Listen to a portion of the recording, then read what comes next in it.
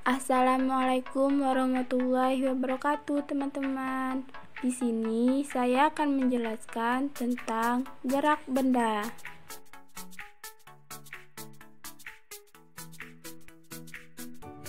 Sebelumnya, perkenalkan, nama saya Zeka Tiffany dari kelas TGSD 2A.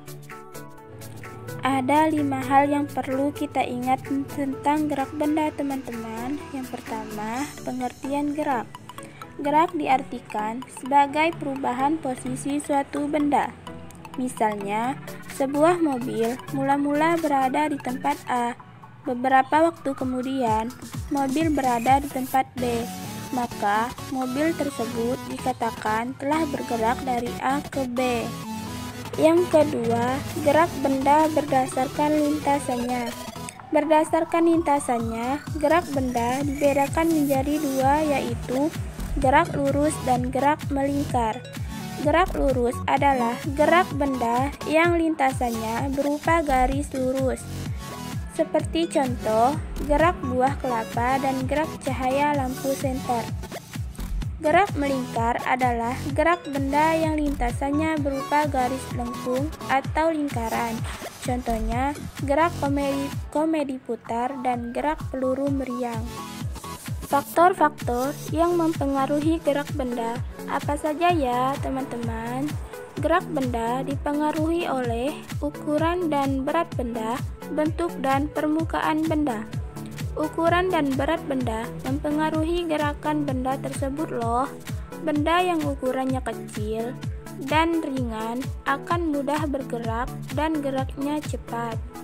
Sedangkan benda yang ukurannya berat dan besar akan sulit bergerak dan geraknya pun jadi lambat. Sebagai contoh, kita bandingkan kursi dan lemari. Kursi lebih mudah digerakkan karena kecil dan ringan.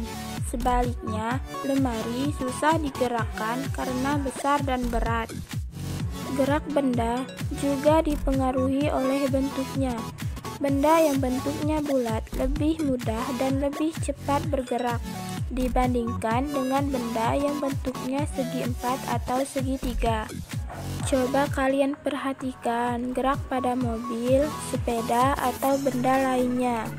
Kendaraan tersebut dapat bergerak dengan mudah karena rodanya berbentuk lingkaran. Coba bayangkan, kalau rodanya berbentuk segi 4 atau segitiga, pasti kendaraan tersebut akan sulit bergerak.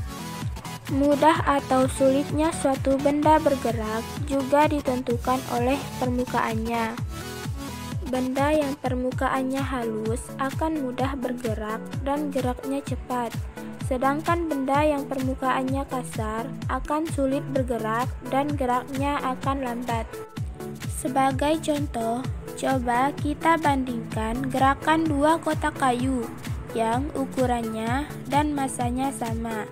Bedanya, kotak yang satunya diamplas sampai permukaannya halus, sedangkan permukaan balok lainnya dibiarkan tetap kasar.